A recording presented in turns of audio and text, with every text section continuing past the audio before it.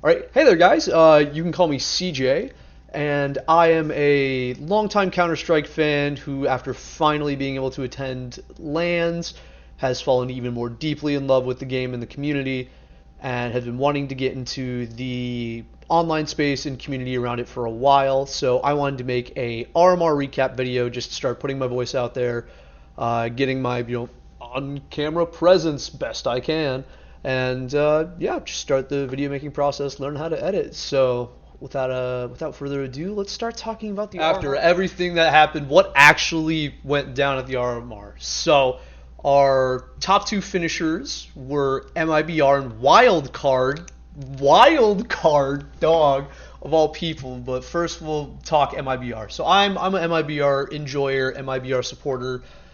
Shout out to, Drop Safe from back when they were in FURIA, when FURIA was fun and awesome and really competitive in the top world and inventive. Their path through over at MIBR with the recent add of Lukowski, by the way, who, incredible pickup. Their ceiling has just been elevated that much more. Their path was Crew, Imperial, and Complexity. The Complexity win being a very convincing 2-0, and Complexity being, they've been on a bit of a downswing in the second half of the year, but they're still a stalwart team, a top 15 team, and to see MIBR pretty handily sweep them away is a pretty convincing argument for at least their performance, hopefully come LAN in the actual major. Beyond that, they've really proven that they're one of the top teams on this side of the hemisphere and challenging for possibly the best team on this side of the hemisphere.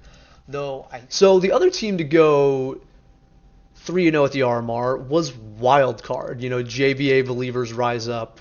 It was, the Swedish and North American mix, and with one South African, but we claimed them ever since JT and TC. Shout out to those guys as well. But Wildcard actually came back. This is the thing. Their best of one opponent in the opening round was Liquid. They came back from a 9-3 half on Inferno to put up enough T-side rounds to push Liquid into overtime and then just flush them straight down with 3 more T-side rounds in winning for CT.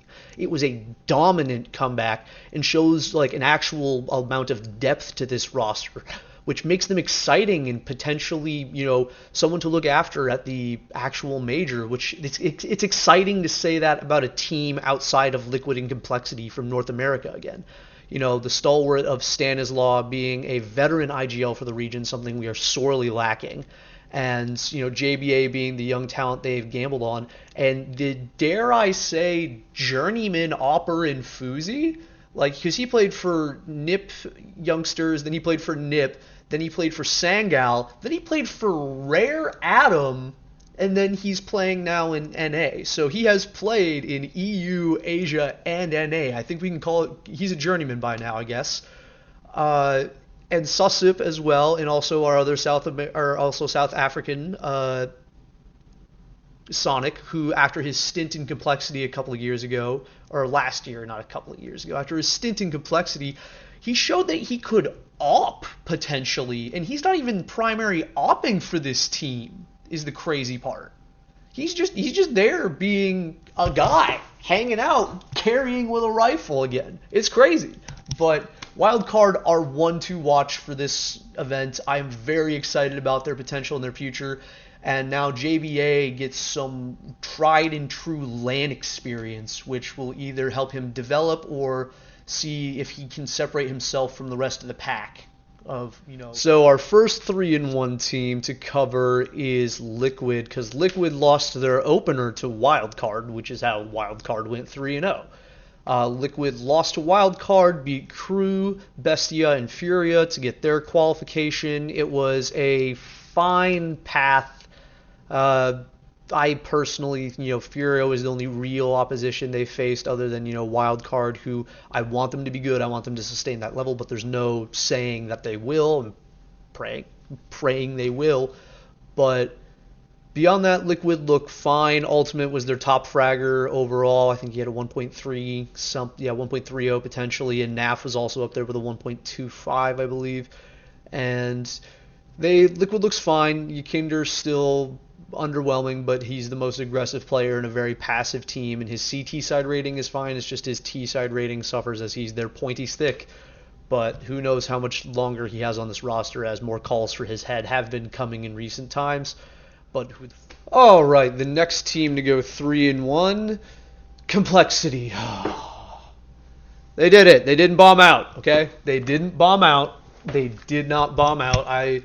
Once the upsets started rolling in, everything in my head was like, oh, now, okay, of course, Complexity is going to be a lock, because of course they would be in this circumstance. And they were, and they've been the best team out of North America for a long time now, but they've just been a shadow of their former selves for a bit.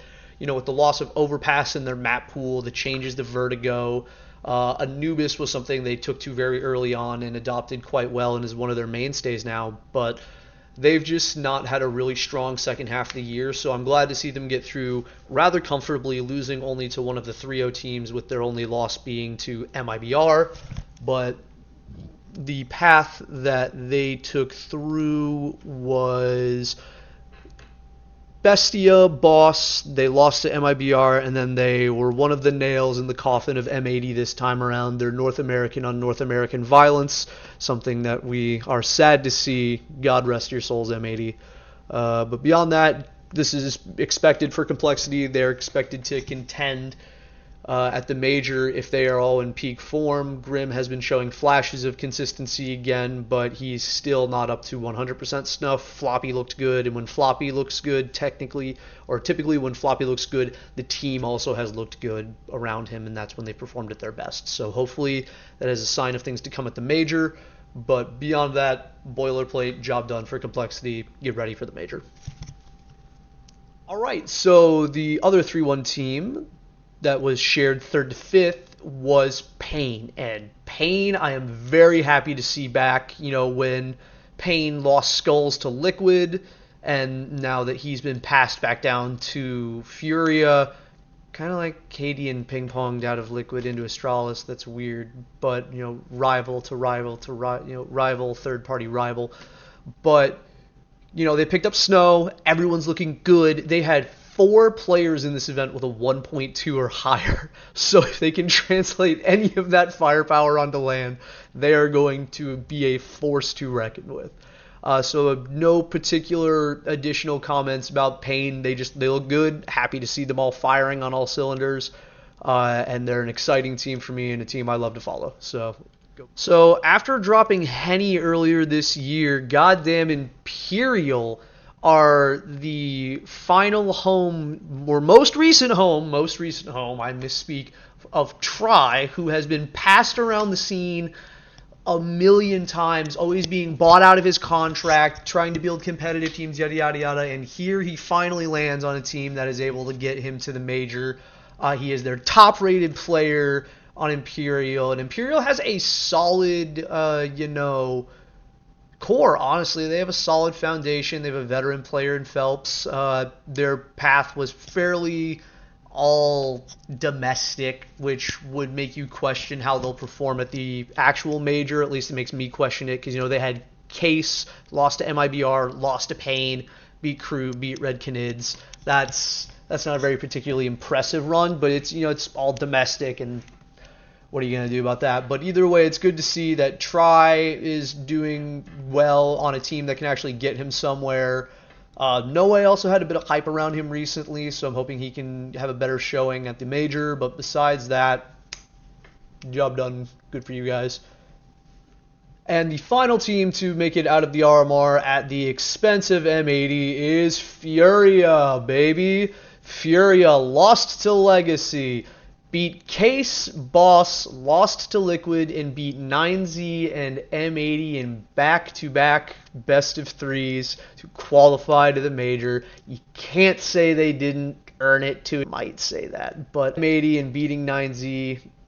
9Z were, a darling of the year for a while with their top 3 finish at IEM Dallas, quarterfinal finish at IEM Dallas, but beyond that, they've really failed to materialize on the potential that they had, and that's really disappointing to hear, but hopefully they're going to pick up a certain somebody who was popping the hell off at this event.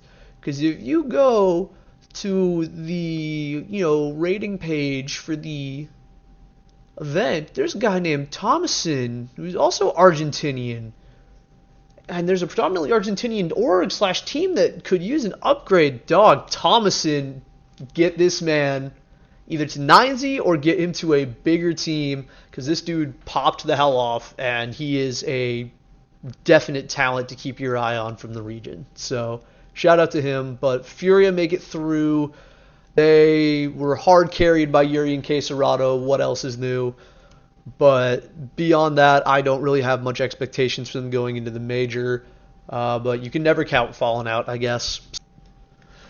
So that's pretty much it for the RMR participants and people who have made it through to the major. Europe starts pretty soon. Shout out to the boys over at the Asia RMR for defending their territory. I know a lot of people are going to be go stream teams.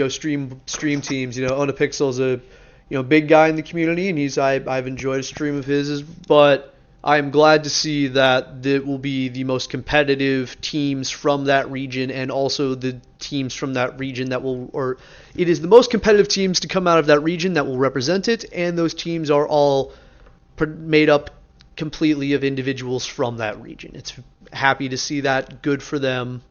Really excited to see the fire that the Mongols have lit over in Asia continue to drive the region forward.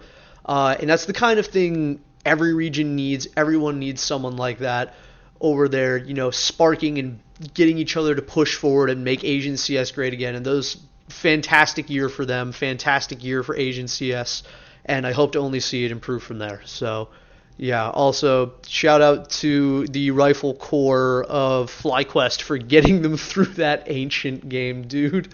That was certainly a game of all time. But yeah, so coming out of the RMR, teams to watch, obviously Liquid could wake up at any time and slay a giant. Wildcard, if they can transition any of their success onto LAN, would be fantastic. Same with Pain and MIBR. Those are my biggies to watch.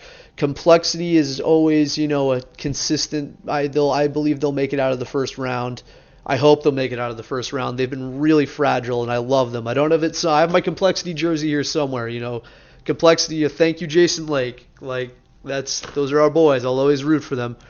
But I don't know how to place them recently. They've just been all, I can always count on a Liege.